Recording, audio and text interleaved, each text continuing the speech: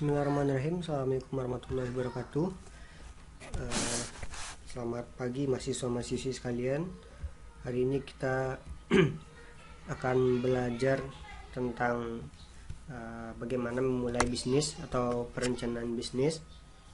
Nah, jadi nanti kita akan mengulas tentang bagaimana sifat seorang pengusaha itu, dan kemudian bagaimana memulai sebuah bisnis. Nah,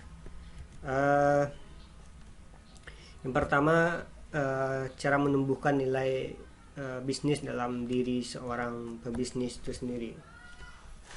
Nah, kalau dahulu banyak sekali Pak Mio yang mengatakan bahwasanya pebisnis itu muncul dari orang yang dia punya bakat dari lahirnya sebagai pebisnis. Nah, karena memang tantangan bisnis itu yang sungguh luar biasa, sehingga kemudian tidak banyak orang yang kemudian minat untuk menjadi pebisnis. Maka orang yang dari kecilnya punya bakat bisnis, maka sampai besar dia akan bisa melakukan bisnis dengan baik. Ada yang mengatakan kalau orang tuanya pebisnis, maka anaknya juga akan menyalurkan bakat menjadi seorang pebisnis. Nah, apakah itu benar? Tidak semuanya benar. Banyak juga orang yang sukses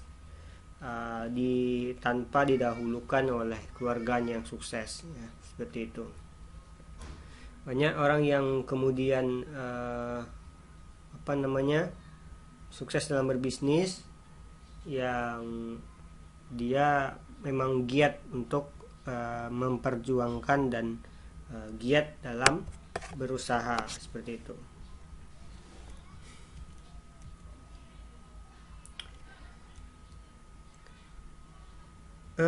Kewirausahaan ini adalah sebuah ilmu, ya, sebenarnya, sehingga dia bisa dipelajari dan kemudian bisa diajarkan.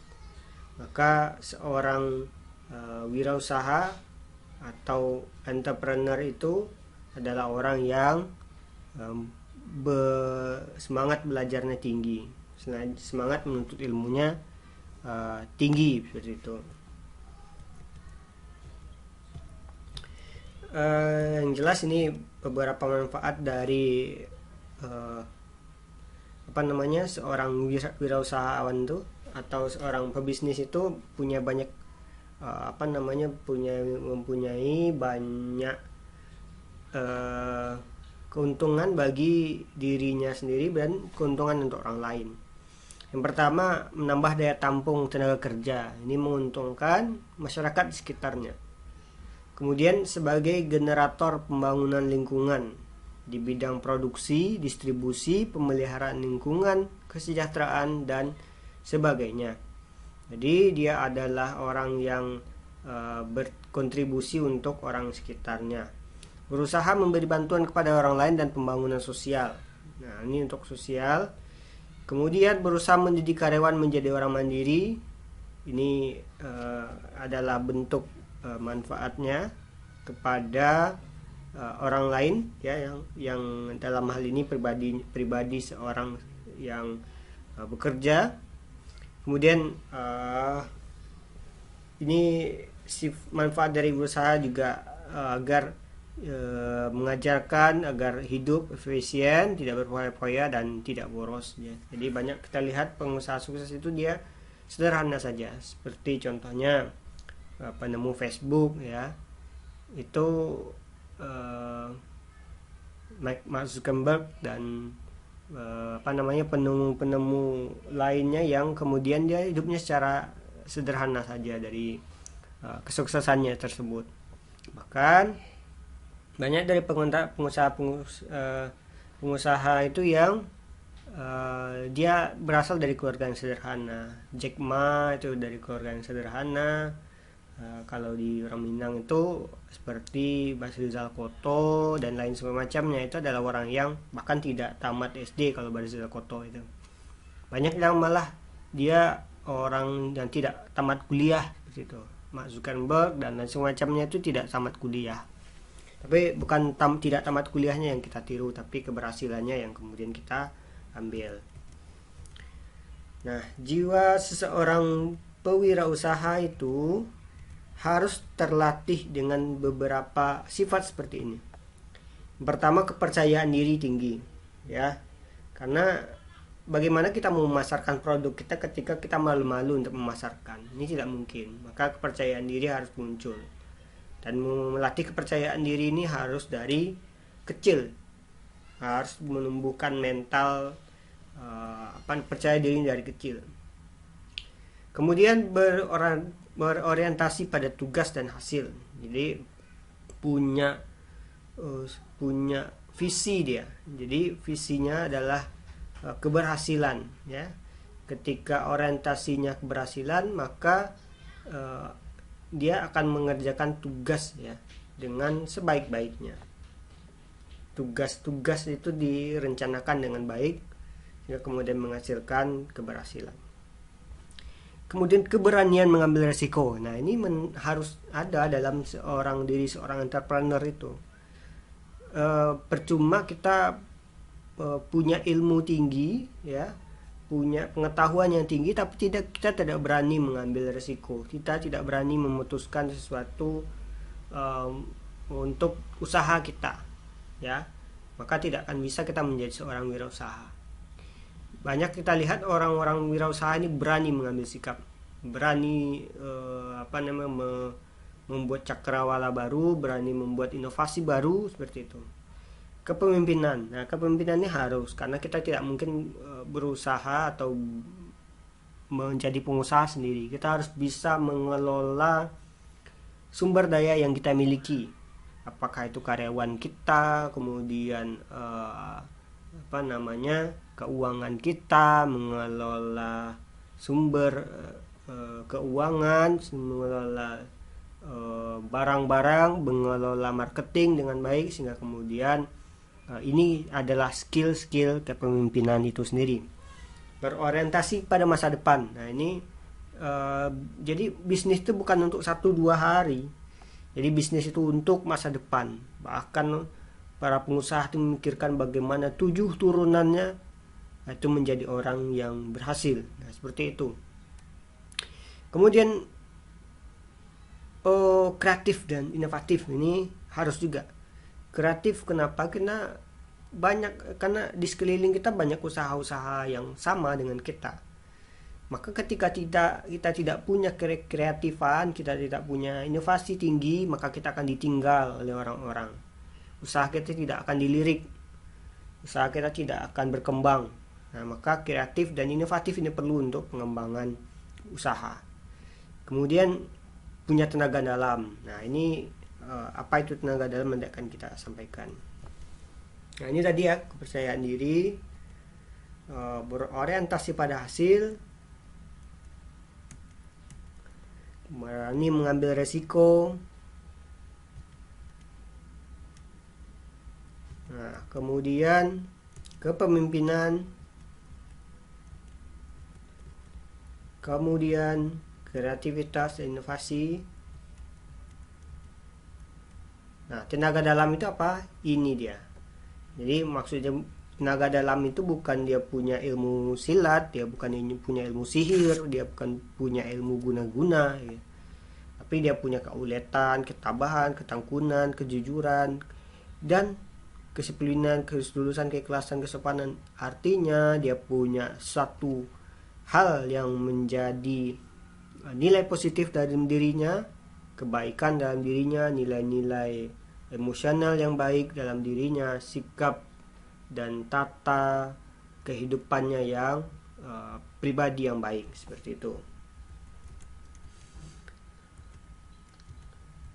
Nah, kemudian untuk menumbuhkan jiwa wirausaha itu apa? Perlu komitmen pribadi. Komitmen itu harus dibangun dari sekarang kalau kita ingin sukses. Banyak orang yang tidak punya komitmen dalam berusaha, maka tidak akan berkembang usahanya. Maka komitmen itu perlu. Kemudian lingkungan dan pergaulan yang kondusif. Nah, ini harus kita cari. Nah, contohnya Basuki Koto itu dahulu dia pedagang asongan. Ya, dia mengasong di Jakarta, mengasong di di perantauan, kemudian dia mengenal lingkungan-lingkungan orang yang sukses. Nah, dia belajar dari lingkungan-lingkungan orang sukses tersebut sehingga kemudian dia berhasil. Kalau kita bergaul dengan penjual minyak wangi, maka kita akan turut selain wangi, maka kita juga dapat ilmu marketing, cara menawarkan atau memasarkan minyak wanginya juga, seperti itu maksudnya ya. Menumbuhkan mental wirausaha. Nah, jiwa wirausaha itu ditandai dengan adanya komitmen pribadi untuk dapat mandiri. Nah, ketika kita ingin punya komitmen untuk mandiri, nah, contohnya mahasiswa, tidak mungkin kan kita merasa terus dibiayai orang tua. Maka dengan ada komitmen kita untuk bisa mandiri, maka ini akan meningkatkan dan menumbuhkan skill dan mental wirausaha kita. Nah, ini deklarasi ya, banyak sekali orang yang sukses itu seperti ini. Dia punya mimpi-mimpi dan kemudian mimpi-mimpinya itu dia tulis dalam sebuah kertas. Kemudian setiap hari dievaluasi, dilihat mana yang berhasil, diceklis, mana yang belum. Itu diulangi dan dievaluasi ya, maka disitulah letak keberhasilan dalam dirinya, seperti itu. Nah, ini lingkungan ya. Kalau kita berada di dalam lingkungan orang-orang yang malas, maka kita juga akan ikut malas. Nah, seperti itu. Maka carilah teman bergaul kita orang-orang yang sukses, sehingga kemudian kita akan menjadi orang sukses. Nah, ini dengan pelatihan ya, pendidikan dan pelatihan. Bukan hanya sekedar semangat saja, komitmen saja, tapi juga kita ikut pelatihan. Kita membekali diri kita dengan ilmu-ilmu ya. Misalnya ilmu IT. Kalau kita akan di bidang IT ya, maka kita selama belajar online ini kita juga bekali diri kita dalam pelatihan-pelatihan yang ada. Banyak sekali kan pelatihan yang bisa dilakukan secara online. Banyak tutorial-tutorial di YouTube. Banyak sekali otodidak yang bisa kita lakukan selama pembelajaran daring ini. Maka manfaatkanlah itu. Karena skill-skill seperti itu yang diperlukan oleh seorang wirausahawan. Nah, dia juga menumbuhkan mental usaha itu dengan terpaksa. Contohnya apa? Kita udah merasa tidak enak tinggal dengan orang tua, kita sudah merasa tidak kita adalah anak pertama misalnya, dengan kemudian adik-adik kita berjumlah banyak dan kemudian kita yang menghidupinya. Nah, seperti ini mental dalam keadaan terpaksa seperti ini, misalnya orang tua sudah tidak ada, kemudian kita menjadi tulang punggung keluarga. Nah, hal seperti ini sebenarnya menumbuhkan mental wirausaha seseorang. Nah, sehingga kemudian ketika dia terpacu dan termotivasi untuk berhasil, maka dia akan go untuk mencoba berhasil gitu. Kemudian berkelanjutan, belajar, berlatih. Kemudian bukan hanya belajar tadi saja, berlatih, kita latih ilmu-ilmu. Kalau IT kita berlatih ngoding, kita berlatih skill coding, kemudian skill penggunaan aplikasi. Kemudian bertindak ini kita melakukan secara langsung ya, pekerjaan secara langsung. Kemudian ini dilakukan secara berkelanjutan, bukan hanya kemudian sekedar sampai bertindak tapi tidak kita kembangkan lagi ilmu kita, tapi kita kembangkan lagi, berlatih lagi, bertindak lagi, seperti itu berkelanjutan. Nah, banyak sekali di Indonesia ini tidak berkembang profesi kewirausahaan ini. Kenapa? Karena banyak stigma yang negatif yang dialamatkan kepada pengusaha itu. Ada yang mengatakan profesinya adalah orang yang tidak jujur, orang yang sana banyak egois, sombong, apalagi ya, kikir seperti itu. Nah ini sebenarnya banyak sekali orang-orang yang setelah suksesnya seperti ini. Nah ini kita sebenarnya bukanlah sifat yang harus yang baik untuk ditiru. Nah, maka seorang pebisnis itu adalah orang yang uh, ketika ia sukses maka ia juga orang yang tawadu. Ketika ia sukses ia orang yang tetap berbuat baik kepada orang tua. Ketika ia sukses dia juga orang yang berbuat baik pada masyarakat sekitarnya. Dan ini yang diajarkan oleh Rasulullah dan para sahabatnya dahulu. Ketika ia sukses, ketika bisnisnya lancar, maka dia gunakan itu untuk orang banyak seperti itu. Akan itulah menjadi penyokong dana-dana dalam pemenangan Islam itu dahulu seperti itu. Nah ini kemudian kita masuk ke merintis dunia usaha. Nah yang pertama caranya adalah tingkat starting ya. Jadi merintis mulai dari awal. Kemudian ada cara kedua ya, adalah dengan ikut pada bisnis keluarga. Tapi kalau ketika kita tidak punya keluarga berbisnis, maka ini tidak juga bisa. Tapi kalau seandainya ada keluarga yang sudah punya bisnis kemudian kita ikuti, walaupun itu dia bukan orang yang dekat dengan kita, maka ini bisa seperti itu. Kemudian dengan kerjasama ya, atau franchise dan kalau bahasa gaul sekarang, artinya ada usaha yang sudah berkembang dan kemudian kita ajukan manajemennya agar kemudian kita kelola, kemudian membeli perusahaan orang lain. Nah ini banyak juga ini yang dilakukan, yaitu membeli perusahaan yang sudah berkembang dan sudah berhasil, tapi ini menggunakan biaya yang besar. Nah ini starting ya. Jadi bentuk starting atau memulai dari awal sendiri itu dengan memiliki usaha sendiri. Kemudian persekutuan, ini bisa dengan kerjasama dengan teman, bisa kerjasama dengan partner kita, bisa kerjasama dengan orang-orang yang lain yang punya punya misalnya modal lebih gitu. Kemudian kita join atau kerjasama. Kemudian perusahaan berbadan hukum, yaitu perusahaan didirikan atas badan hukum yang bermodal saham. Nah ini bisa juga seperti ini dengan kita didirikan PT secara bersama gitu.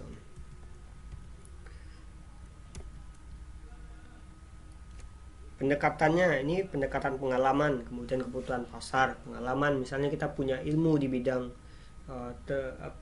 bidang tertentu. Nah, seperti ilmu membuat web seperti itu, maka kita kerjasama dengan orang yang misalnya punya modal gitu. Kemudian pendekatan berdasarkan kebutuhan pasar. Nah, misalnya kita punya rumah sewa di sekitar jalan raya. Kita punya rumah di sekitar jalan raya, tapi kita tidak punya uang. Nah ini kan sebenarnya kalau kebutuhan dilihat dari kebutuhan pasar, orang-orang berada di jalan raya atau rumah di sekitar jalan raya kan mempunyai kelebihan dalam sisi keuangan yang dimilikinya atau tempat yang strategis seperti itu. Kompetensi wirausaha. Nah ini teknik ya, kemampuan teknik atau skill itu sendiri tadi. Kemudian pemasaran, jadi banyak orang yang tidak punya ilmu-ilmu teknis di bidang tertentu, tapi dia punya ilmu pemasaran ya. Banyak orang yang dia bukan non IT tapi dia sukses di bidang memasarkan produk IT.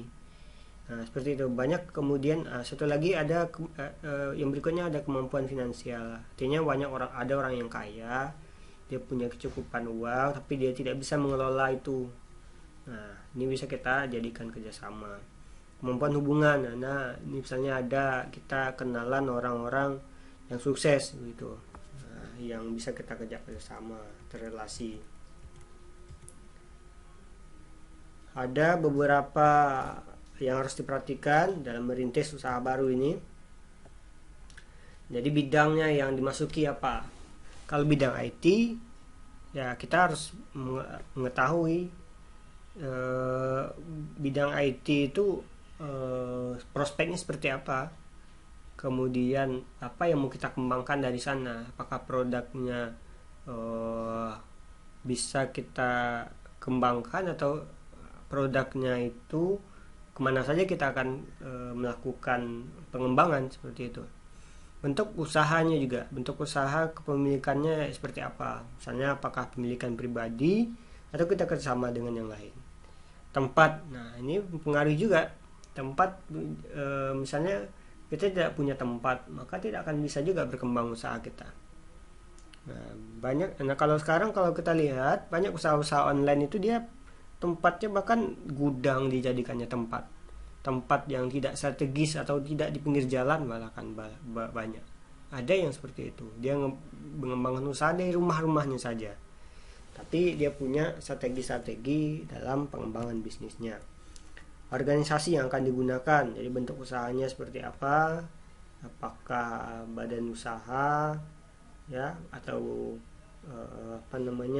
usaha rumahan, atau ya kalau misalnya di bidang makanan, maka pengembangannya adalah usaha atau perizinan ke Badan POM dan semacamnya. Kemudian jaminan usaha yang diperlukan, misalnya ketika usaha kita memerlukan dana, kita bisa melakukan pengembangan usaha dengan dengan donatur, misalnya dengan produk syariah, bank-bank syariah seperti itu. Kemudian lingkungan usaha. Nah, lingkungan usaha ini juga mempengaruhi. Kita buka usaha misalnya di daerah terpencil, maka tidak akan ada yang membeli, kecuali kalau kita memasarkan produk kita dengan online, mungkin bisa. Kemudian ada cara berikutnya dengan membeli perusahaan orang lain. Nah, membeli perusahaan orang lain ini sebenarnya keuntungannya ada beberapa ya, risikonya tidak ada atau relatif sedikit karena dia usahanya sebenarnya sudah, apalagi yang kita beli misalnya ini kan usaha yang sukses, maka risikonya juga lebih sedikit karena dia sudah berjalan gitu ya. Kemudian lebih mudah dalam pengelolaan, kemudian peluang untuk membelinya dengan harga yang bisa ditawar. Sebenarnya kerugiannya kalau kita lihat membeli perusahaan orang lain ini adalah kita harus punya modal yang banyak. Jika tidak punya modal yang banyak, maka tidak akan bisa. Nah seperti ini ya, jadi perlu ada nah ini bentuk kerjasama. Kerjasama itu seperti apa yang kita tawarkan. Ada yang franchise ya, kemudian ada yang kerjasama dalam bentuk pengelolaan atau sifatnya saham, seperti banyak ya. Nah, franchise itu seperti penyediaan minuman Coca-Cola dan Pepsi contohnya. Kalau dalam bentuk toko misalnya kita menyediakan seperti ada beberapa toko-toko Indomaret, kemudian Alfamart ya, Superindo. Nah ini kan bentuk franchise yang bisa dikelola atau yang dikelola dengan, kemudian biasanya mereka yang menyediakan distributornya, sehingga kemudian hasilnya itu sifatnya ada pembagian untuk untuk pusat ya, dalam hal ini penyedia franchise, dan untung sebagian untuk kita. Nah kalau yang franchise ini berdasarkan produk-produk tertentu, maka misalnya kita bekerjasama dengan penghasil produk. Ini kelebihan kekurangan dari franchise. Kelebihannya pelatihannya formal, bantuan manajemen keuangan, penguatan dari pemasaran yang terbukti, bantuan manajemen operasionalnya, kemudian jangka waktu permulaan lebih cepat, tingkat kegagalan lebih rendah. Kekurangannya ada pajak, royalti, batas tumbuhan, kurangnya kebebasan dalam operasi. Franchisor mungkin menyalurkan tunggal dari beberapa perlengkapan. Nah, seperti itu ya. Jadi ada kelebihan dan kekurangan dari franchise ini. Seperti itu. Kemudian bisnis di keluarga. Nah, bisnis keluarga ini polanya adalah kita melanjutkan bisnis yang sudah dijalankan.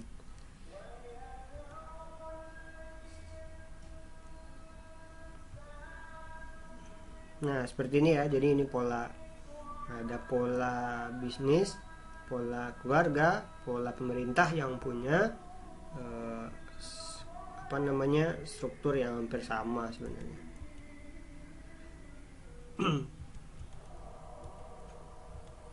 Kalau secara keunggulan adalah kita bisa memelihara nilai kemanusiaan. Artinya misalnya ini usaha keluarga ya, dan orang yang bekerja di sana adalah bagian-bagian dari orang-orang yang sudah lama berada dengan kita. Maka ini mudah mendapatkan kepercayaan. Kemudian fokus pada jangka panjang. Jadi ini kan usaha keluarga, maka tidak akan mungkin disia-siakan karena usaha keluarga ini pasti diinginkan sampai 7 turun temurun kita. Memperluas kualitas, jadi targetnya adalah memperluas kualitasnya. Faktor keberhasilan kegagalannya adalah ketidakkompetensian kita. Hanya orang yang menjalankan usaha keluarga tapi ke depan berikutnya usaha keluarganya itu tidak berkembang atau gagal. Seperti kita lihat misalnya dahulu pernah sempat mundur perusahaan bus, perusahaan penyedia angkutan bus, ANS, NPM. Dalam beberapa tahun sewaktu terjadi lonjakan atau boomingnya transportasi udara. Nah, itu beberapa perusahaan oto bahkan sempat mati ya. Yang padahal itu sudah beberapa tahun, sudah tahun-tahunan yang dikelola oleh keluarga mereka gitu. Tapi ketika terjadi pengalihan pengelolaannya ke pengelola keluarganya yang baru, maka tidak berkembang dengan baik. Nah, karena kurang berpengalaman tadi. Nah, karena usaha keluarga, maka pengelolaan keluarganya juga bersama. Kemudian lokasi yang kurang efisien juga tidak menyebabkan keberhasilan.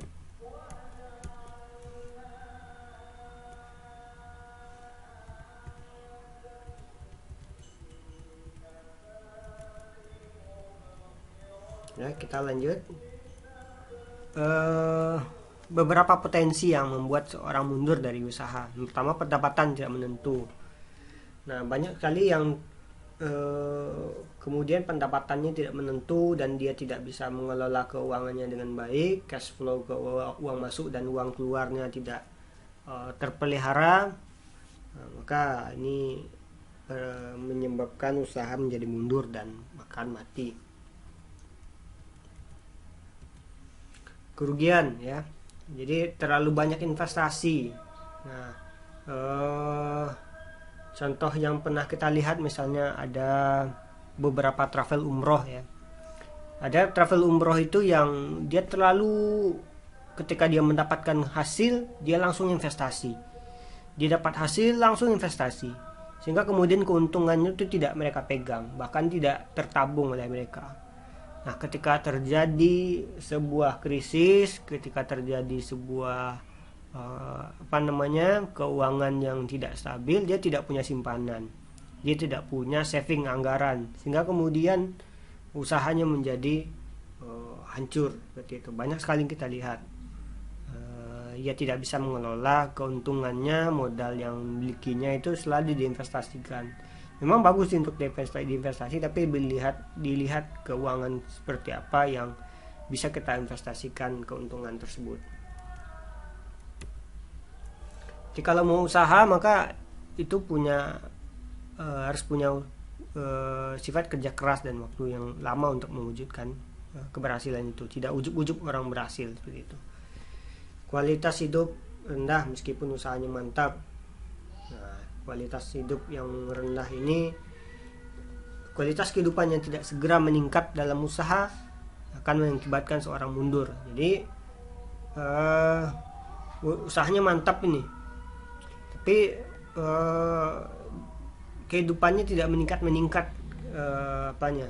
taraf hidupnya, maka dia juga akan malas dan menyebabkan dia down seperti itu. Nah, jadi yang di atas itu adalah cara-cara kita untuk masuk ke dalam dunia usaha. 4 cara tersebut memiliki keunggulan dan kekurangan. Jadi 4 cara pengembangan usaha tadi itu punya keunggulan dan kelemahan masing-masing. Kemudian langkah yang terbaik adalah dengan belajar, berlatih, bertindak, maka kita akan menjadi orang yang sukses. Nah, kemudian kita melihat kelayakan usaha. Usaha itu perlu dilihat kelayakannya. Ketika usaha tersebut tidak sepertinya bakal maju, maka tinggalkan. Kalau ketika usaha tersebut bakal membuat kerugian yang lebih besar ke depannya, maka tinggalkan. Seperti itu. Nah,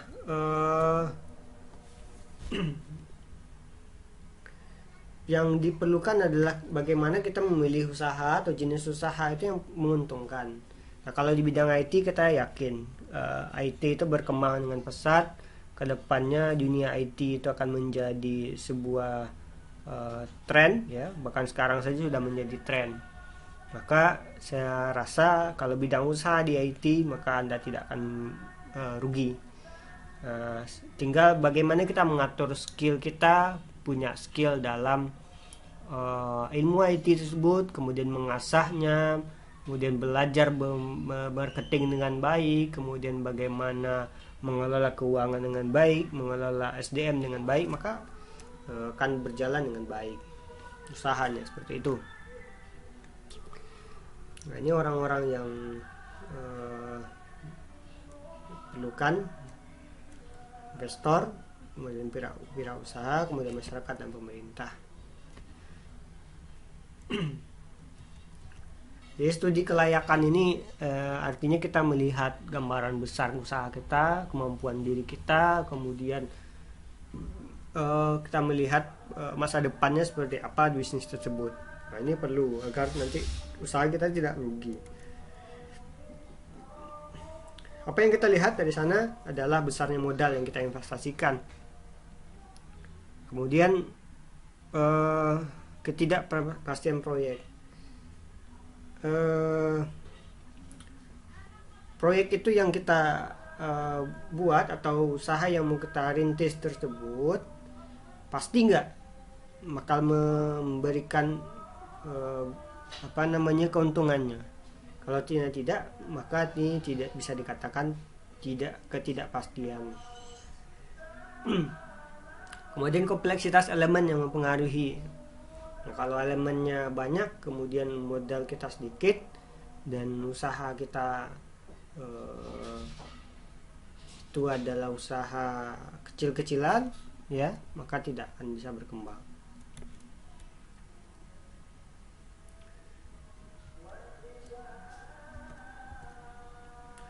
Tahap penemuan ide adalah tahap di mana wirausaha memiliki ide untuk merintis usaha baru atau mengembangkan usaha yang sudah ada. Ide tersebut kemudian dirumuskan dan diidentifikasi. Nah, jadi punya ide, kemudian kita eksekusi usaha tersebut. Nah, ini dia apa yang perlu kita analisis dari pemasaran adalah kebutuhan, keinginan konsumen seperti apa, pertumbuhan pasarnya seperti apa, segmentasi pasar yang kita targetkan adalah orang-orang kawasan mana, kemudian laba kotornya nanti seperti apa pengelolaannya, berapa bersih, berapa laba kotor yang akan kita dapat, targetnya berapa tahun kita akan mengembangkan usaha, dan target per tahun usahanya sampai mana, ini perlu nilai tambah, artinya usaha ini harus berkembang bukan stagnan saja. Kemudian pangsa pasarnya seperti apa, pangsa pasarnya apakah orang-orang kelas menengah atas, menengah ke bawah, atau seperti apa masa hidup produk. Kalau makanan kan masa produknya ada ya, masa-masa tertentu, obat gitu juga ada. Seperti itu yang mungkin kita bisa sampaikan. Sekaligus ini ada analisis produksinya seperti apa, ada lokasi, volume, mesin, peralatan yang diperlukan, bahan bakunya seperti apa, bahan penunjangnya seperti apa, tenaga kerja kita gimana, layout bisnis kita seperti apa. Nah, ini yang perlu disampaikan, dan mudah-mudahan kita bisa punya pengalaman baru dan pemahaman baru tentang bagaimana memulai bisnis ini. Karena memang kita di jurusan prodi sistem informasi, yang kita targetkan adalah kita menjadi seorang pengusaha di bidang sistem informasi atau teknologi informasi. Terima kasih. Assalamualaikum warahmatullahi wabarakatuh.